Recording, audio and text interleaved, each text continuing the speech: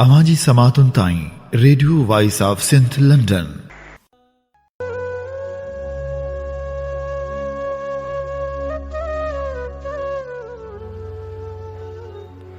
भॼी जा बभोर खां डूंगर डोरियो मूं काहे रसिस केच खे जिते पाण पुन्हूं सभ त आहीं तूं कज़ा कंदें किनसी।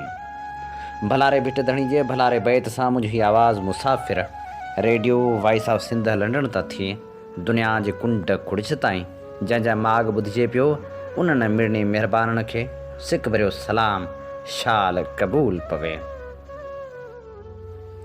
चौथी मार्च ख़मीस जे ॾींहुं नामियारी लेखिका ख़ैरुनिसा जाफ़री जी वरसी जे मौक़े ते ख़ासि प्रोग्राम खणी अवां जी ख़िदमत में हाज़िर अवां जो पंहिंजो मेज़बान हबीब लगारी। प्रोग्राम जी शुरूआत में सिक भरिय सलाम सां गॾु अवां लाइ इहा ई दुआ जिते हुजो शाल सुख सलामती सां हुजो, कॾहिं बि अवां जूं मुर्कूं मेरियूं न थियनि ऐं कॾहिं बि अवां ॾे ॾुख भुलिजी बि न अचनि। अदब जी काइनात जेतिरी वसी आहे उन सां गॾोगॾु ओतिरी अड़ांगी ऐं ॾुखी बि आहे। तमामु घटि माण्हू ई हूंदा आहिनि जेके पंहिंजो नालो कमाए सघंदा आहिनि, जेको पंहिंजो यादूं छॾे वेंदा आहिनि ऐं जिन जूं लिखणियूं सदाईं अमर थी वेंदियूं आहिनि। ख़ासि करे लेखकाउनि वारे सिलसिले में त वॾो ख़ाल रहियो आहे।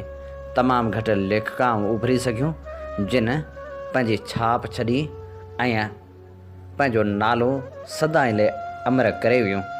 ख़ैरुनिसा जाफ़री जे फ़न ऐं फ़िक्र ते जॾहिं बि सोचिजे थो तॾहिं माण्हू हैरान थी वञे थो। हुन जूं लिखियल लिखणियूं सदाईं लाइ अमर थी वियूं आहिनि। हूअ अहिड़ी लेखिका हुई जंहिं पंहिंजे कलम वसीले जेको कुझु लिखियो उहो यादगार ऐं अमर रहियो। सभ खां पहिरियां ख़ैरुनिसा जाफ़री जी ज़िंदगी ते हिकु नज़र विझंदासीं ऐं प्रोग्राम में शामिलु कंदासूं नामियारे ब्रॉडकास्टर नसीर मिर्ज़ा जो लिखियल मज़मून। ख़ैरुनिसा जाफ़री 17 अगस्त 1947 ते हैदराबाद में पैदा थी। 1974 में पहिरीं कहाणी 27 वरियनि जी ॼमार में लिखियाई ऐं 1998 में वफ़ात कयाई। हुन 24 सालनि में 9 मुनफ़रद कहाणियूं लिखियूं। बेरोज़गारी ऐं बंदूक, तख़लीक़ जो मौत 1967-68 ऐं 69 में पीड़ा जो पड़लाव, हवेली खां हॉस्टल ताईं, कहिड़ो ब्रांड ऐं कहिड़ो सिगरेट, कुर्बतूं ऐं फ़ासिला, टुटल सोचूं, म्यूनिसिपालिटी ऐं कुता। हुन लॻभॻि 8 खनि किताबनि जा मुहाग पिणु लिखिया। अहिड़नि लेखकनि जा नाला आहिनि जीजी ज़रीना बलोच, अयाज़ लतीफ़ पलीजो, नज़ीर नाज़, अल्ताफ़ शेख ऐं शाबान विस्तड़ो वग़ैरह। हुन 13-14 जे लॻभॻि तक़रीरूं लिखियूं या कयूं। 5 खनि तर्बियती मज़मून पिणु लिखिया जिन में नामियारे कहाणीकार अब्दुल हक़ आलमाणी बाबति तर्बियती मज़मून पढ़ी। नसीम खरल न्यापो मोकिलियसि ख़ैरुनिसा मूं ते जे अहिड़ो मज़मून लिखी त अॼु ई मरण लाइ तयारु आहियां। हुन हिंदुस्तान जी सियाहत बाबति ॾाढो ज़बरदस्त सफ़रनामो लिखियो। मारूर ऐं मलीर अगरचे हुन भले पार ईरान ऐं ॾूर ओभर जा बि सफ़र कया ऐं पक सां उन्हनि सफ़रनि बाबति बि नोट्स हुन वरिता हूंदा, पर शायदि उहे हूअ बाक़ाइदा लिखी न सघी। सिंधी अदब में माणक वांगुरु ख़ैरुनिसा जाफ़री खे बि बेबाक कहाणीकार सॾियो वियो, पर गॾोगॾु हू बेहद सादी, साफ़गो, हमदर्द स्वभाव ऐं बहादुर औरत पिणु हुई। शौकत हुसैन शौरे हुन लाइ लिखियो, ख़ैरुनिसा हिकु दलेर ख़ातून ऐं बेबाक कहाणीकार हुई। ॻाल्हाइण जी खुली हाज़िर दिमाग़, हू ग़लति खे ग़लति ऐं सही खे सही चवण जी सघ रखंदी हुई। कहिड़ो बि खाना खान हुजे ख़ैरुनिसा खेसि मुंहं ते सच चई ॾींदी हुई। संस मामे हमीद जाफ़री ताज़ो ई ही जहान छॾियो आहे।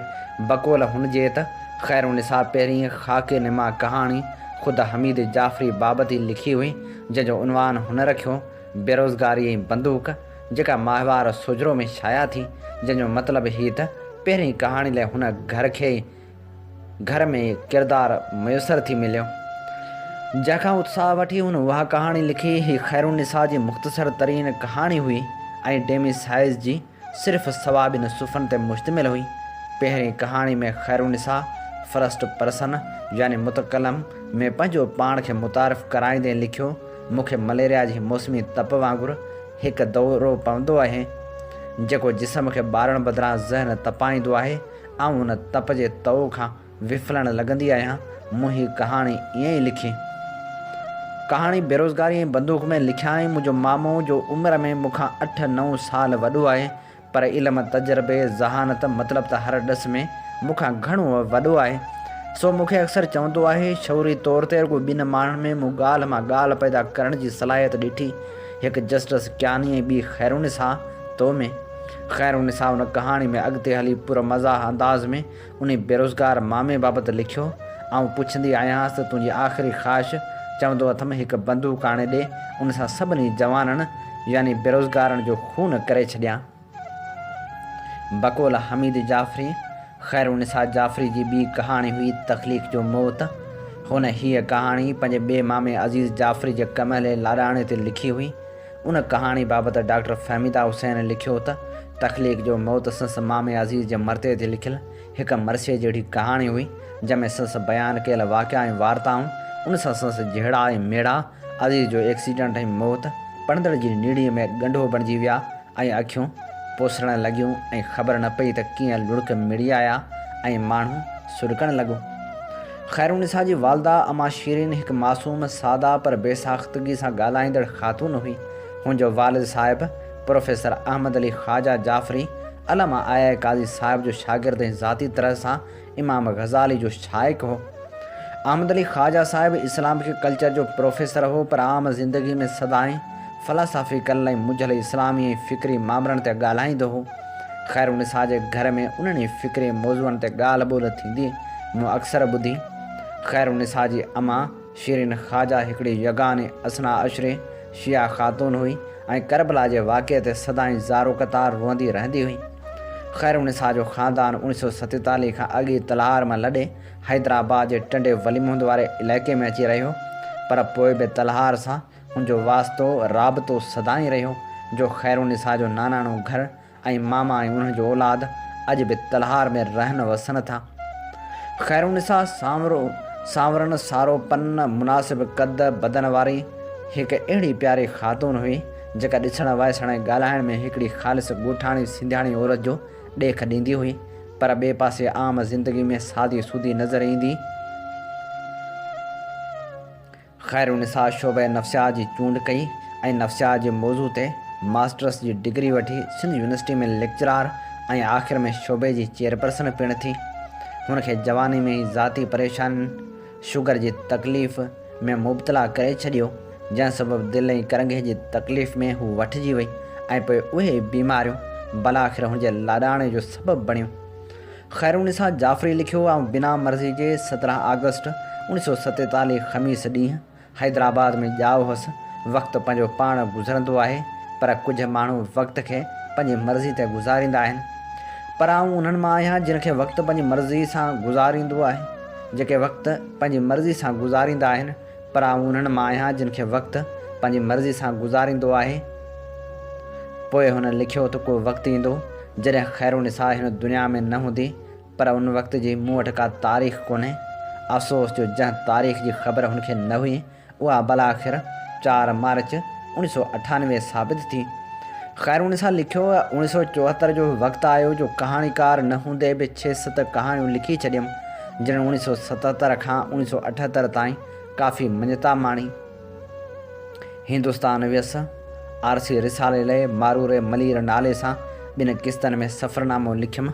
कुझु सुहिणनि माण्हुनि जे किताबनि ते मुहाग लिखियमि। अदबी शामनि में तक़रीरूं कयमि। संस पोइ अहिड़ियुनि तक़रीरनि जो पहिरियों मजमो 1992 में शाया थियो। मुंहिंजो तख़लीक़ी सफ़र, जेको संधिका पब्लिकेशन कराची पारां शाया थियो। ख़ैरुनिसा पंहिंजे अहिड़ियुनि तहरीरनि वारे हिन किताब खे ख़ुशदिली सां मुंहिंजो स्टोर रूम सॼियो। उनखां अॻु 1978 धारे बि संस कहाणी जो मजमू शाया थियो, तख़लीक़ जो मौत। ख़ैरुनिसा छाकाणि त तलहार जे असना अशरे शिया ख़्वाजा ख़ानदान में ॼाई हुई ऐं सारो महरुम हराम जो महीनो स्टेशन रोड ते महफ़िल हुसैनी, पोइ टंडे आगा ऐं टंडे ठोड़े जे मजलिसनि में पिणु शिरकत कंदी हुई। हुनजी हिकिड़ी शख़्सियत जा अनेक रूप हुआ। हू लेखिका हुई, मुक़रर ऐं सिंध यूनिवर्सिटी जे नफ़्सियात शोबे जी ज़हीन प्रोफेसर पिणु। ख़ैरुनिसा लिखियो त अज़ीज़ मुंहिंजे नाने जो हमशिकल हो ऐं मुंहिंजो दोस्त हो। संदसि उन कहाणी ऐं ॿियनि कहाणियुनि में पिणु ख़ैरुनिसा जे कलम में नाम्यारी उर्दू लेखिका असमत चुग़ताई वारी चुलबुलाइप हुई। लिखियो त अज़ीज़ खे अज़ीज़ करे त हाणे थी सॾियां, साम्हूं हूंदो हो त हमेशह जज़ीद करे कोठींदी हुअसि।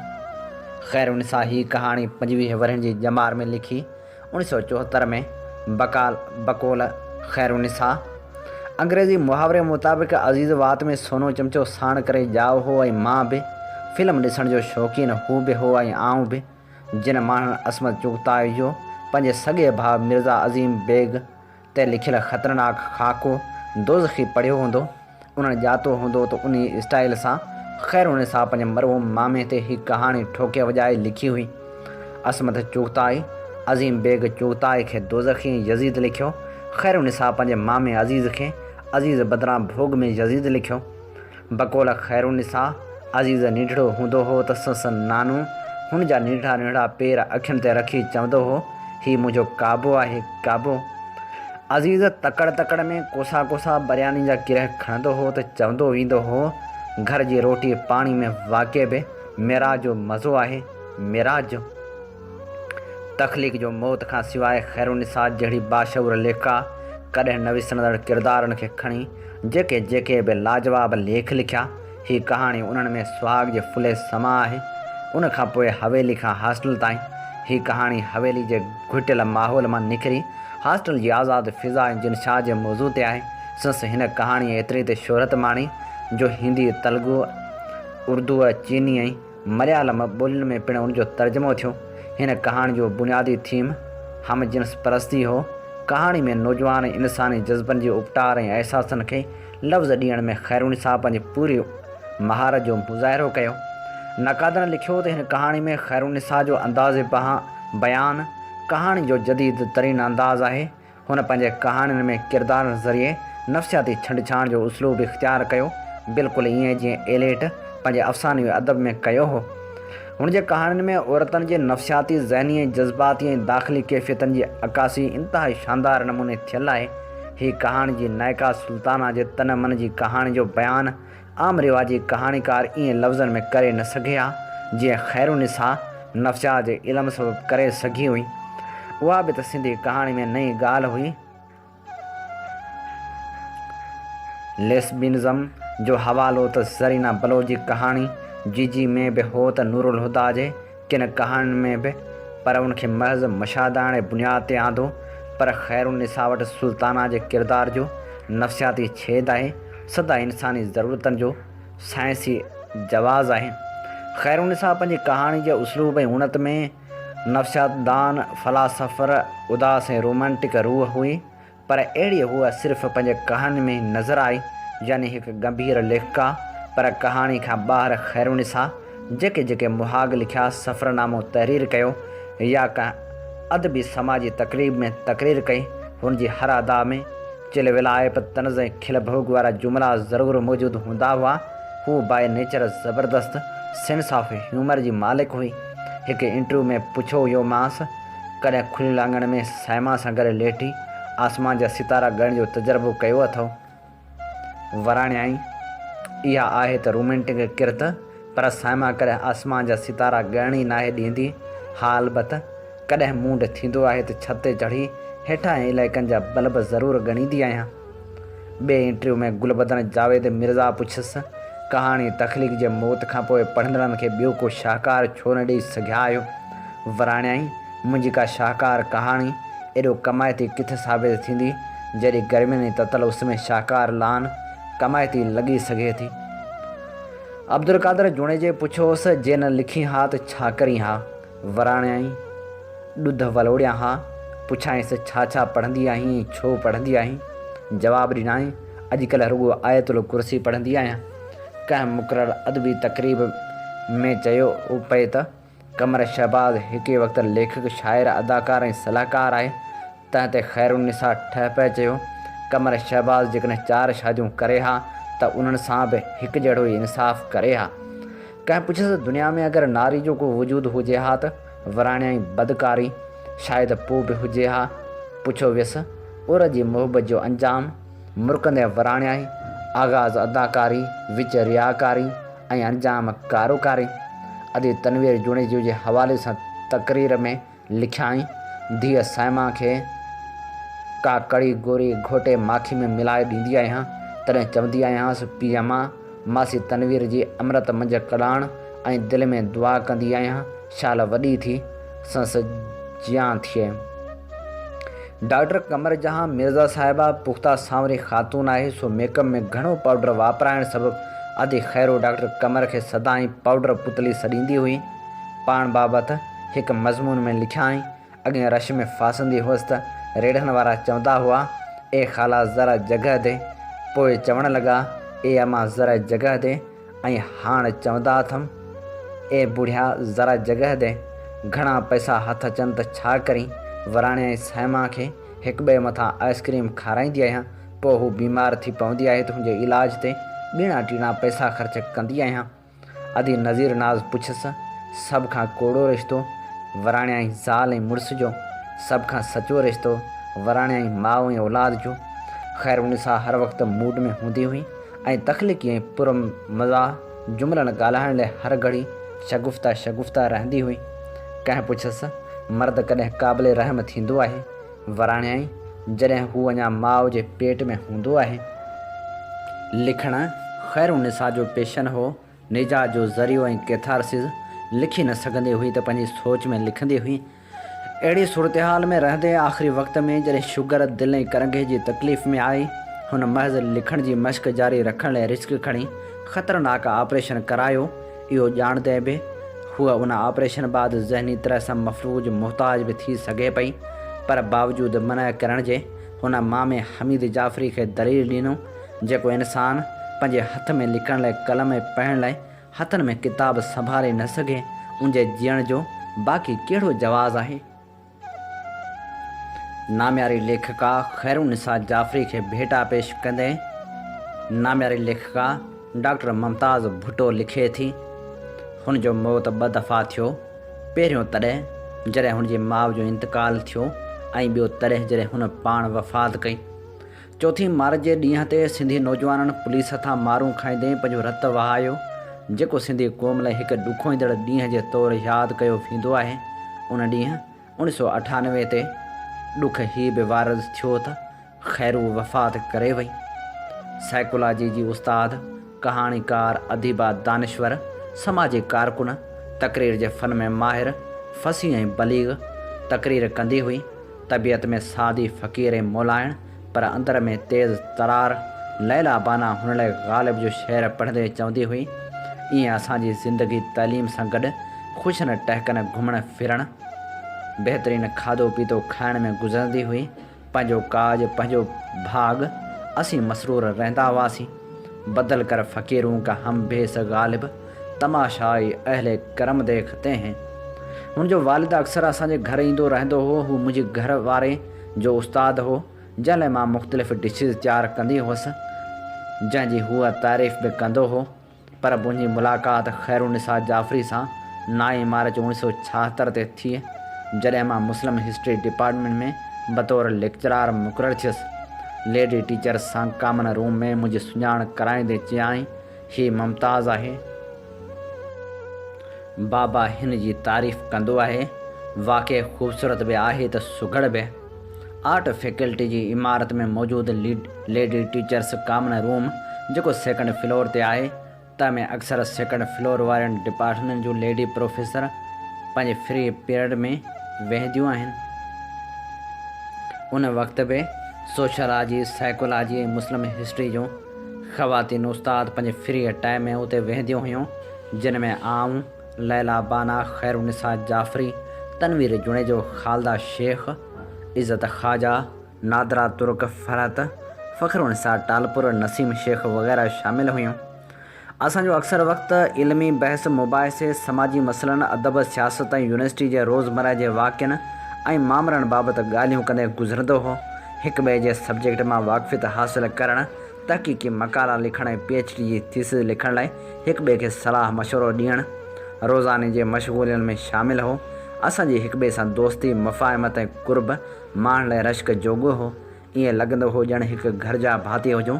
हिक ॿिए जूं दावतूं करणु, शादी मुरादी या ॿारनि जी सालगिरह में शामिलु थियणु, पिकनिक ऐं मुख़्तलिफ़ टूअर्स ते गॾिजी वञणु वग़ैरह। ईअं असांजी ज़िंदगी तालीम सां गॾु ख़ुशियुनि टहिकनि, घुमणु फिरणु ऐं बहितरीनु खाधो पीतो खाइण में गुज़रंदी हुई। पंहिंजो काज, पंहिंजो भाॻ, असीं मसरूर रहंदा हुआसीं। ख़ैरुनिसा जाफ़री जेका प्रोफेसर अहमद अली ख़्वाजा जी धीउ हुई, तंहिंजो घराणो, संस वालदेन, हिकु भाउ जंहिंजी शादी सलमा सां कराई हुआऊं ऐं हिकु ॾाॾी ते मुश्तमिल हो। संस रिहाइश हैदराबाद जे टंडे वलीम में शीरीन मंज़िल में हुई, जेका हुनजे वालिद साहिब तमीर कराई हुई। हुनखे पंहिंजी माउ ऐं पीउ सां बेइंतहा मोहबत हुई ऐं ॾाॾी जी ख़िदमत करणु पंहिंजो फ़र्ज़ु सम्झंदी हुई, जंहिंजो जल्दी इंतकाल थी वियो। संस घर जा दरवाज़ा सभिनी लाइ खुलियल हूंदा हुआ। अदीब, दानिश्वर, प्रोफेसर ऐं ग़रीब ओड़े पाड़े वारा हुनजे घर ईंदा वेंदा हुआ। हूअ हर कंहिं सां इज़त ऐं मोहबत सां मिलंदी हुई। खेसि न भेण हुई, न को सौट मासात। शायदि उन करे बि दोस्तनि सां माइटनि वारो रवैयो रखंदी हुई।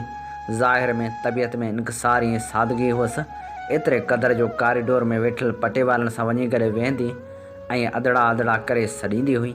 नफ़्सियात जी माहिर हुई। माण्हू जो गहरो मुतालियो हुअसि। हर माण्हू खे सुञाणींदी हुई। अक्सर पंहिंजूं कमज़ोरियूं ऐं उणायूं ज़ाहिर कंदी हुई, पर इहो बि वाज़ह कंदी हुई त बज़ाहिर त आऊं पंहिंजे मुतालिक़ इहे ॻाल्हियूं कयां थी, पर अंदर में मां पाण खे वॾो माण्हू सम्झंदी आहियां। पंहिंजे धीअ साइमा जे ॼमण ते ॾाढो ख़ुशि हुई। चवंदी हुई, साइमा जो मुंहिंजे मथां अहसान आहे जंहिं मूंखे माउ हुअण जो रुतबो ॾिनो ऐं पंहिंजे पेरनि हेठां जन्नत हुअण जो एज़ाज़ अता कयो। संस तबियत जे ख़िलाफ़ का ॻाल्हि थींदी हुई त संस रद्द अमल ॾाढो सख़्तु हूंदो हो। माण्हुनि जा छोॾा लाहे छॾींदी हुई। न सिर्फ़ु पंहिंजी ज़ात लाइ, पर कंहिं दोस्त लाइ ख़बर पवंदी हुअसि त फ़िलाणे माण्हू का ज़्यादती कई आहे या हुनखे का तकलीफ़ पहुचाई आहे, त उन सां वञी झेड़ो जोटे उनजी बेइज़ती करे ईंदी हुई। पोइ हिकु खे ॿुधाईंदी हुई त ॾिसो, टके जे माण्हू जो केॾो दिमाग़ु ख़राबु थी वियो आहे। अक्सर माण्हू उनखां वहूं वेंदा हुआ त असांजे लाइ को जुमिलो न वारद थिए। खेसि ॻाल्हाइण ऐं तक़रीर करण जो फ़न हासिलु हो। संस तनो मज़ाह मशहूरी हासिलु कई। शहर में को बि फंक्शन जंहिंमें ख़ैरू खे ॻाल्हाइणो हूंदो हो त माण्हुनि जा अंबो अची पहुचंदा हुआ। हुनजे हर जुमिले ऐं फ़िक्रे ते माण्हुनि जूं ताड़ियूं ऐं टहक गूंजंदा हुआ। संस ॻाल्हियूं वताए फ़क़ीर जहिड़ियूं दानाई सां भरपूर हूंदियूं हुयूं। ज़ाहिर में मज़ाहिया, पर अंदर में माना खेसि। हुनजी तबियत ऐं शख़्सियत रोज़मर्रा जी ज़िंदगी में आम वहिंवार खां अलॻि हूंदी हुई। रस्ते ते छोला वग़ैरह वठी खाइणु, स्मोकिंग करणु, जंहिं ते कावड़ जे त खे गारगंद करणु, जहाज़ में सफ़र दौरान बीड़ी पीअणु, ऐं जॾहिं एयर होस्टेस डोड़ी खेसि स्मोकिंग खां मना कंदी त उन ॻाल्हि खे इंजॉय करण ऐं पोइ हिक खे इहा ॻाल्हि ॿुधाइणु। कंहिं फंक्शन में तक़रीर दौरान जेकॾहिं संसदी साइमा या भाइटी हेठि रोअण लॻंदियूं हुयूं त तक़रीर रोके हेठि लही धार धार या ॿिन्ही खे गॾे स्टेज ते खेनि कच्छ ते खणी तक़रीर जारी रखंदी हुई। ऐं ईअं हुनजी शख़्सियत सादगी ऐं पंजाब वारे कुर्ब जो ओञाण बणिजी वई। ताज बलोच ख़ैरू जी सलाहियतनि खे हिकु जौहरी वांगुरु सुञातो ऐं खेसि अदब जे मैदान में आणण लाइ हिमथायो। ख़ैरू 8-10 कहाणियूं लिखियूं। उन्हनि मां हवेली खां हॉस्टल ताईं ॾाढी मशहूरु थी। ख़ैरू जॾहिं शादी करण जो फ़ैसिलो कयो त ॾाढी ख़ुशि हुई ऐं ईअं हुन अब्दुल हक़ काज़ी सां शादी कई। कुझु वक़्तु त ख़ुशि हुई, पर पोइ दाहूं कयाई काज़ी सही माण्हू न आहे, ऐं पोइ जल्दी हुन खां अलहदगी हासिलु कयाई ऐं खेसि मना कयाई त हूअ हुन वटि न अचे। पंहिंजे धीअ साइमा जे ॼमण ते ॾाढो ख़ुशि हुई। चवंदी हुई, साइमा जो मुंहिंजे मथां अहसान आहे जंहिं मूंखे माउ हुअण जो रुतबो अता कयो। पंहिंजे माउ खे हाजाणी सॾींदी हुई। ख़ैरू माउ ऐं धीअ सां गॾु मसरूर ज़िंदगी गुज़ारण लॻी। साइमा जी परवरिश, पढ़ाई, लटे कपिड़े जो ॾाढो ख़्यालु कंदी हुई। हर वक़्तु खेसि हंज में हूंदी हुई। खेसि हिंदुस्तान, ईरान, सिंगापुर ऐं बैंकाक घुमाए आई। उमिरि अदा करण लाइ सऊदी अरब वेई, तॾहिं बि खेसि साण वठी वई। ओचितो संस माउ वफ़ात करे वई, जंहिंजो हुन ते ॾाढो असरु पियो ऐं ख़ैरू हिकु ज़िंदा लाश मिसल रहणु लॻी। पंहिंजी माउ जूं जवानी खां पहिरीं ताईं जेके खेसि ॻाल्हियूं यादि ईंदियूं हुयूं ॿुधाईंदी हुई। अमा ॿोड़ विरहाईंदी हुई त सुठियूं बोटियूं ऐं ॿोड़ ॿियनि खे ॾेई पाण रधिणी में देगड़ी मां गिरह ॿोड़े मानी खाईंदी हुई। कॾहिं बचसि कॾहिं न, त बि चवंदी हुई, मुंहिंजे लाइ घणो आहे। ॻाल्हियूं ॿुधाईंदे खैरू जे अखियुनि मां ॻोढ़ा लारूं करे वहंदा हुआ। जल्दी संस वाल जो बि इंतकाल थी वियो। खैरू जी दुनिया वीरान थी वई। उनजी तबियत में अजीब तब्दीली अची वई। पाण खे ग़ैर महफ़ूज़ सम्झणु लॻी। माण्हुनि जे रवैयनि में खेसि नाकारी किरदार नज़र अचणु लॻा। आहिस्ते आहिस्ते उहा ॻाल्हि हुनजे ज़हन में घर करे वेही रही त माण्हू में सचाई कान्हे ऐं सवाइ ॿियनि जो नुक़सानु करण खां सवाइ खेनि ॿियो कमु न आहे। संस सिहत किरणु लॻी ऐं हार्ट पेशेंट थी पई।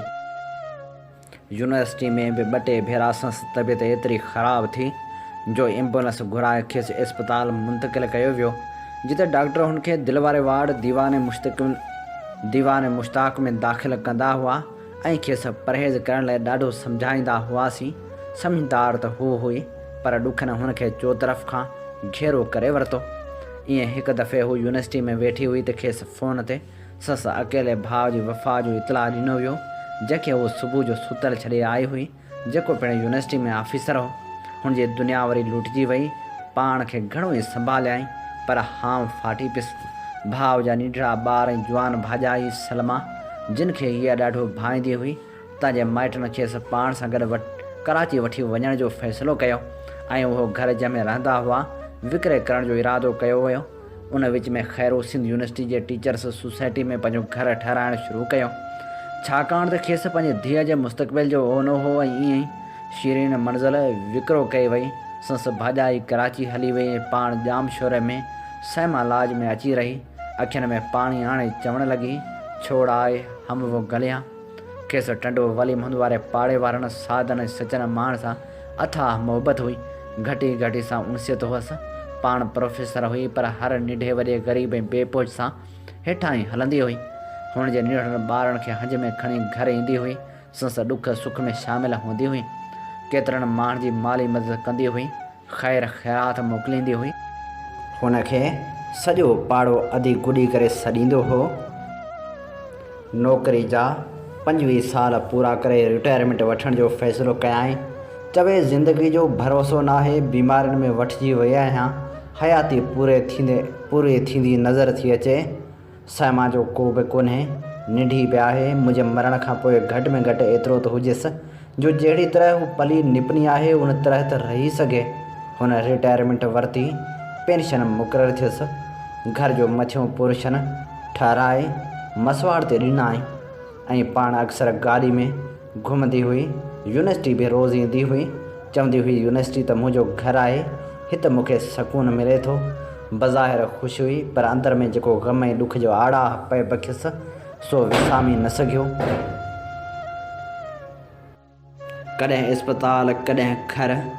नेठि 4 मार्च ते हिन ॾुखिया दुनिया मां लाॾाणो करे उन सची दुनिया में पहुती जेको सभिनी जो असल मक़ाम आहे। रब पाक खेसि जन्नतुल फिरदौस में जाइ अता करे।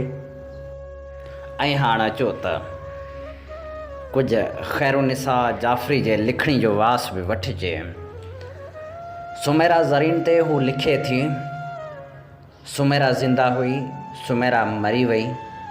आहे त बज़ाहिर मुख़्तसर ई ॻाल्हिड़ी, पर उन हुई ऐं आहे जी मुख़्तसर विछोटी में वक़्त जो हिकु तवील वक़फ़ो आहे, हिकु दौर आहे, उहिदा, तिखी मीठे जीवन जो रस कसा। सॼी सारी सुमेरा चंद काग़ज़नि में क़ैद थियणी त न आहे, पर जॾहिं 2 ॾींहं अॻु मूंखे संस जिंदड़ी ते लिखण लाइ चयो वियो, तॾहिं हेकर हावकर जे कर त खयमि, पर को बि खाधमि। भला सालनि जूं मोहबतूं किथियूं लफ़्ज़नि में लाहे सघिजनि।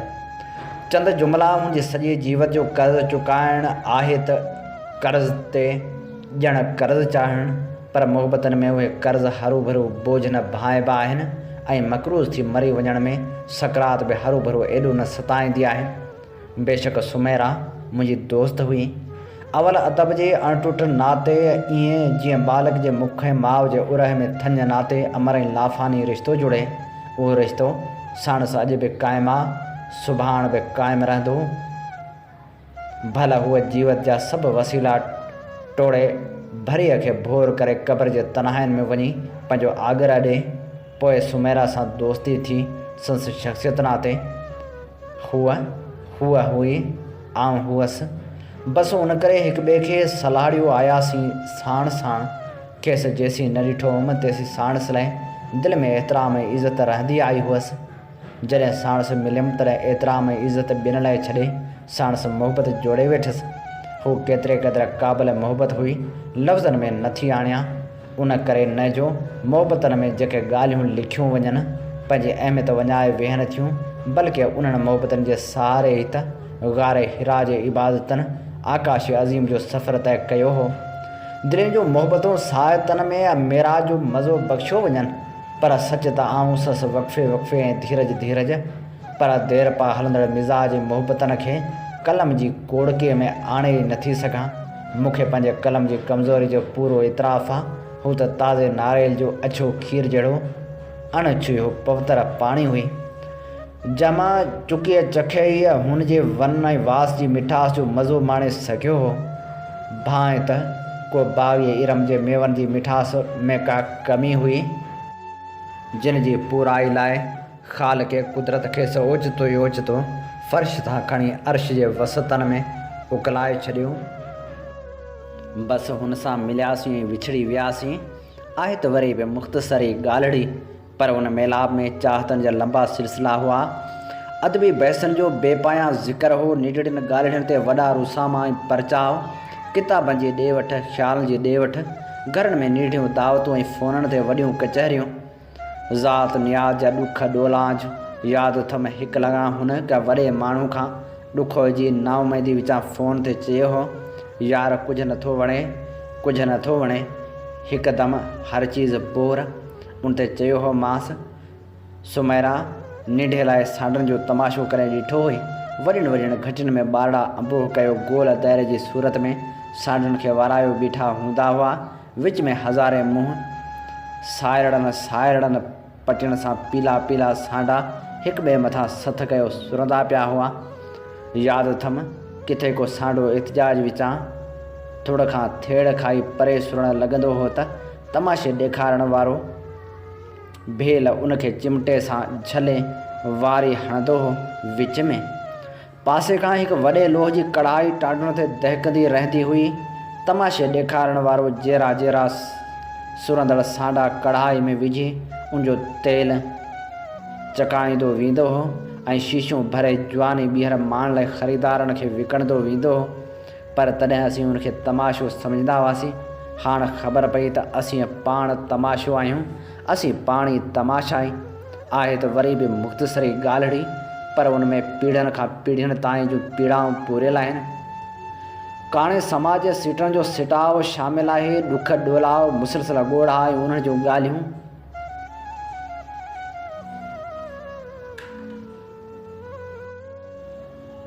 समाजी सिटाव में असीं सांडनि समा आहियूं।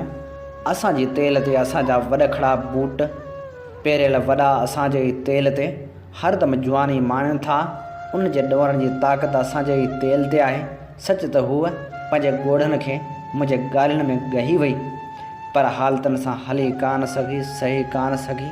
तमाशो बणजणु हुनजे साहस में कोन हो, तमाशाई थियणु हुनजे स्वभाव वटां कोन हो। बसि सती जती बंभरके जो भाग हुई। रात जी काराण ऐं सिज तेज़ अखियुनि खां हिरास जी हिकी हली वई। जीअं मूं सुमैरा जे शख़्सियत ते को ख़ासि नाहे लिखियो, तीअं मूं हुन जे अदब ते बि कुझु ख़ासि नाहे लिखियो। छो जो वरी बि वक़्तु थोरो ऐं कलम कचो अथमि। ईअं त कोन हो त को सुमैरा अदब खे बांभड़ा पाईंदड़ ॿार जीअं आङुर खां वठी अॻिते हलायो। अदब संस बल ते अॻियां हलंदो रहियो ऐं हू हिकु मोड़ ते थकिजी परे बीही रही। पर बि हूअ पंहिंजे मत ऐं वत आहर उन वक़्त जी घुर्ज जी ज़रूरत आहर। कॾहिं आम औरतुनि में लिखण ते छाप पढ़ण जी समक बि पूरी सारी हुई। मर्दनि मट मस नाइक एंकर जियां अदबी मशल हथ में करे ऊंदाही वाटण ते लाट विखेरेंदे ख़ातून अवल जो लाभ पाए वई।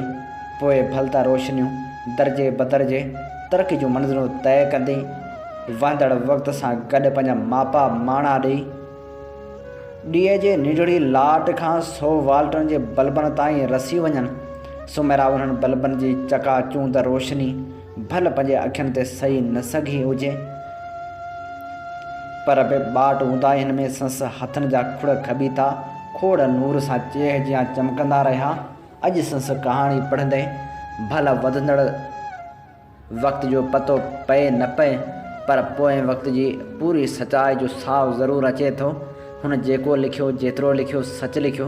बकोला आगा सलीम सकरात फ़क़्ति हिकु ज़हर जो प्यालो पीतो। सुमेरा सॼी धरती जो ज़हर अंदर में उते मोट में अमुल अखर ॾिना।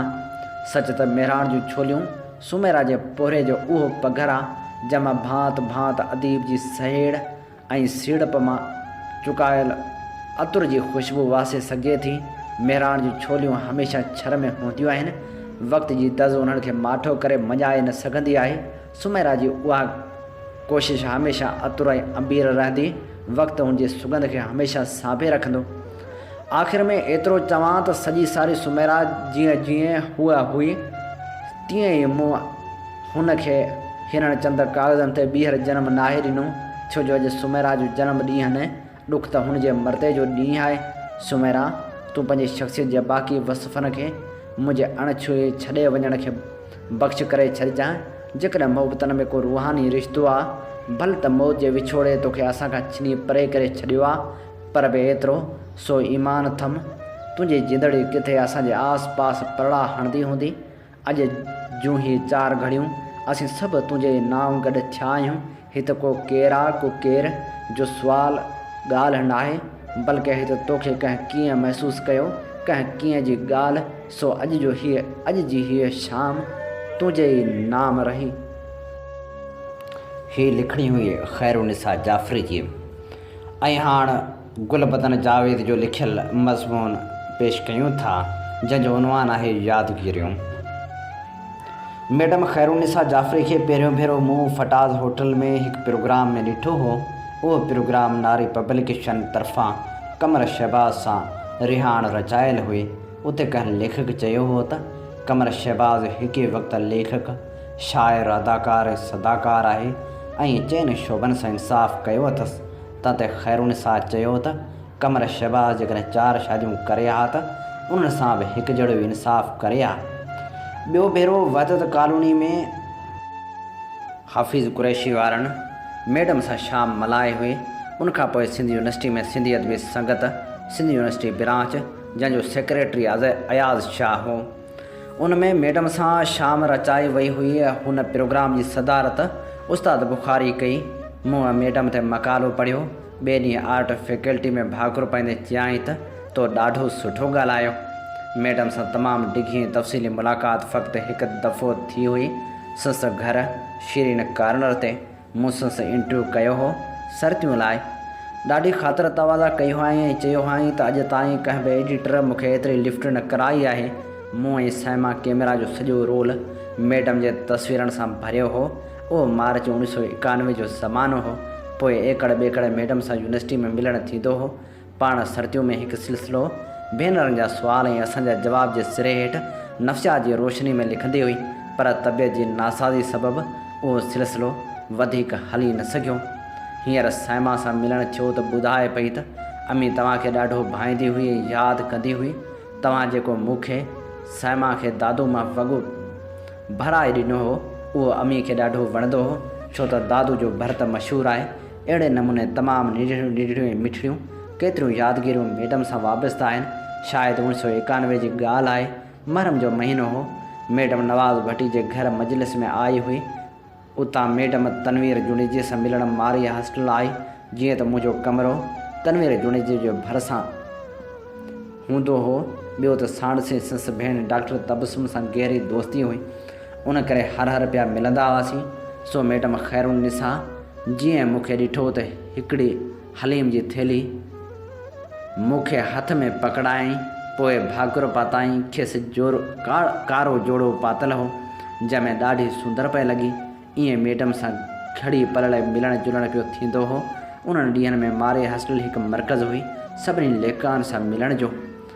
सुरिया मखदूम बि उते रहंदी हुई। डॉक्टर कमर वाहिद, डॉक्टर मुमताज़ भुट्टो, डॉक्टर कमर जहां मिर्ज़ा, ज़ुबैदा मीतलो, मुसरत मिर्ज़ा ऐं मरहब कासमी उन सभिनी सां वेझड़ाए बि रही।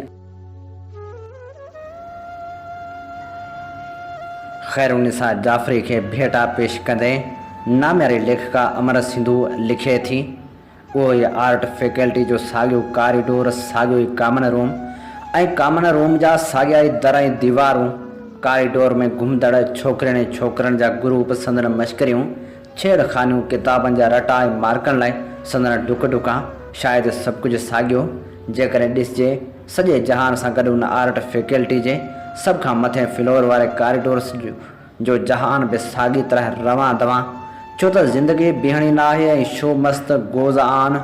पर कुझु उन जे हलंदड़ जहान में ॾिसिजे त ज़िंदगी कुझु रुखी ऐं फिकी आहे, जेको 70 ऐं 80 जे ॾहाके में हिन कॉरिडोर जी ज़िंदगी ऐं कॉमन रूम जे कारगुज़ारियुनि खां वाक़ुफ़ु हूंदो, उहो जेकर भुलिजी हिते अची निकिरे त बेइख़्तियार दांह करे इहो ज़रूरु चवंदो त उहा ख़ैरो ऐं उन सां जुड़ियल ख़ैरो जी मंडली वारो जहान ज़िंदगी नेठि बि वक़्त जे कहिड़े वहकरे में लुढ़ी वई। वक़्त जे सीने हिन कॉरिडोर जी तारीख़ में ख़ैरू ऐं उनजी मंडली जा छॾियल पेरा मूं जहिड़े माण्हू लाइ वरी ॻोल्हे लहणु शायदि नामुमकिन आहे।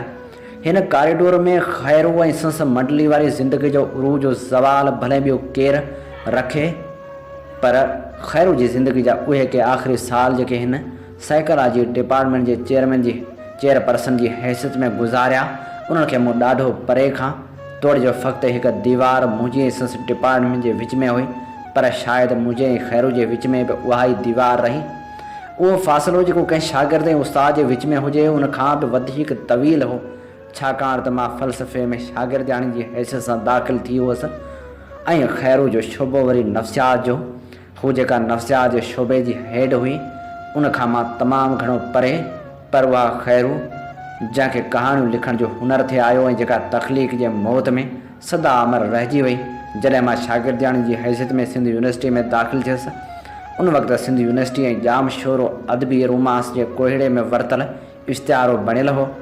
जाम शोरो ऐं सिंध यूनिवर्सिटी फ़क़्तु तालीमी तहक़ीक़ी मर्कज़ ई न हुआ, पर यूनिवर्सिटी जे कुख में हिकिड़ो शहर आबाद हुयो ऐं उन शहर में अदीबनि जी हिकु गैलेक्सी मौजूदु हुई, जंहिंजी अदब सां अॻी वाक़फ़ियत हुजे ऐं अदीब मंदर जे देवता सुमा संस दिलनि में आबाद हुजनि। अहिड़े में शागिर्दनि लाइ जाम शोरो ऐं उन में मौजूदु अदीबनि जी उहा गैलेक्सी हिकु ख़्वाब घर मिसल हुई। उन ख़्वाब घर में अदीबनि जे उन गैलेक्सी में कहिड़ा नाला गणजनि: ख़ैरुनिसा जाफ़री, सहर इमदाद, तनवीर जुणेजो, इमदाद हुसैनी, शौकत हुसैन शोरो, अब्दुल कादर जुणेजो, ज़फ़र हसन, तारिक आलम अबड़ो ऐं कुझु ॿिया शामिल हुआ। यूनिवर्सिटी में अची पढ़ण ऐं पढ़ाइण जी सनद वठी वञण त बेशक हर दाख़िला वठंदड़ शागिर्द जो बुनियादी मक़सदु हूंदो, पर अदीबनि जी उन गैलेक्सी जे सितारनि जे लिखड़नि खां सन ज़ाती ऐं शख़्सी ॾेठ वेठ ताईं पुॼण बि यक़ीनन उन्हनि कुझु ई मुंहुं जहिड़नि शागिर्दनि लाइ हिकु नओं चारम हो। ख़ैरुनिसा जाफ़री क़रीबी दोस्तनि लाइ गुडी ऐं दोस्तनि लाइ ख़ैरू, हथ में पन जी ॿीड़ी, लाइटर न पर माचिस, चए त चिलाटण त आहियां, पर जे ॻाल्हाइजे साणस त उन समंड परे खां ॾिस त लॻे का प्रोफेसर न, पर ॼण पंहिंजी अकेली न्याणी खे यूनिवर्सिटी में दाख़िला वठी ॾियण लाइ आयल उहा माउ, परेशान हाल माउ, जेका दाख़िला जे पहिरें ई ॾींहुं पंहिंजी धीअ खे कंहिं अहिड़े प्रोफेसर जे कुल्हे चाढ़े वञे जो पोइ या नसीब। मिलण वारो कबीलो साॻियो हूंदे बि जूनियर या सीनियर ऐं उमिरि वारी या विछोटी जो फ़र्क़ु पार करणु मूंखां न पुॻो हो।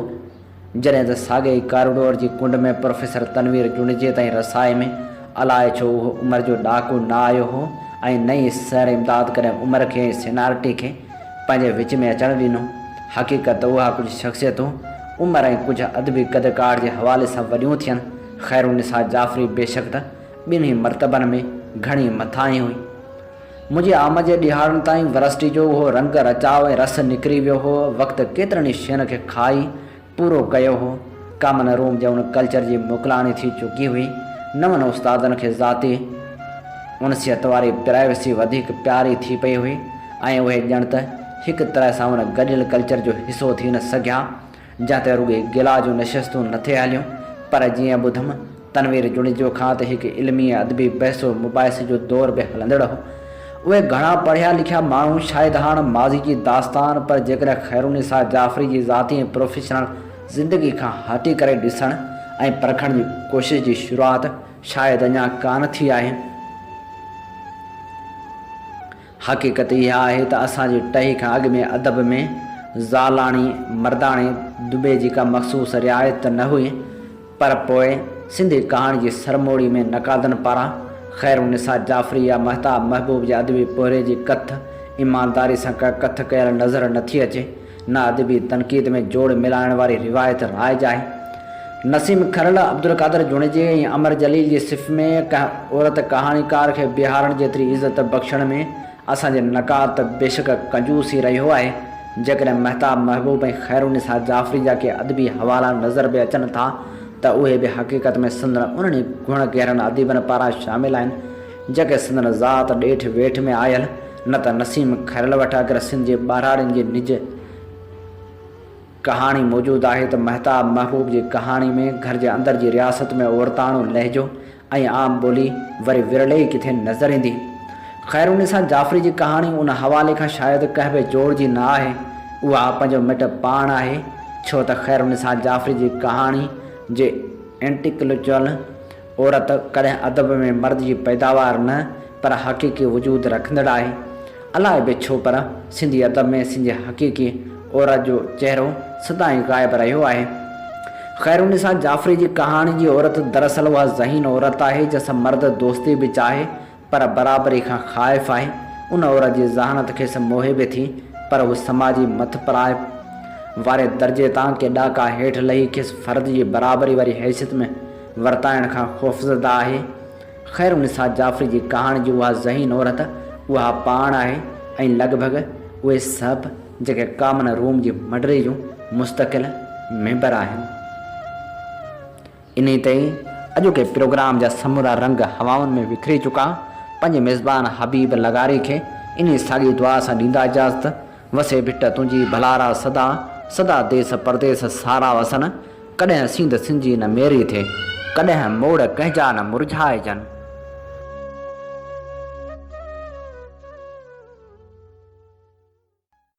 सिंध मुंहिंजी अमा सूंह तुंहिंजी मथां छा लिखी, छा लिखां छा लिखी छा लिखां।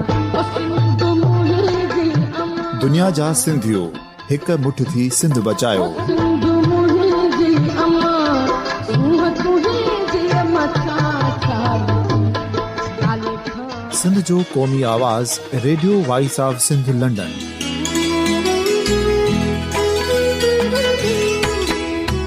Radio voice of Sindh London पंहिंजी नशरियात में सिंध जी सियासत, समाज, इक़्तिसादियात, तारीख़, क़ौमी उमंगुनि ऐं इख़्लाक़ियात मुतलिक़ सिंध जी हक़ीक़ी तर्जुमानी कंदे प्रोग्रामनि खे असराइतो बणाइण लाइ सिंध जे घण घुरनि ऐं धरतीअ सां प्यार कंदड़ अदीबनि, दानिश्वरनि, सहाफ़ियुनि, उस्तादनि, वकीलनि ऐं हर तबिके जे मानवारनि सजणनि खे सिंध में शऊरी इनक़लाब लाइ सहकार जो सॾु ॾियूं था। अचो त गॾिजी सूफ़ियुनि ऐं संतनि वारी सिंध जो ओज हिकु मुठ थी वरी वापसि आणण वारे सफ़र जा साथारी बणिजऊं।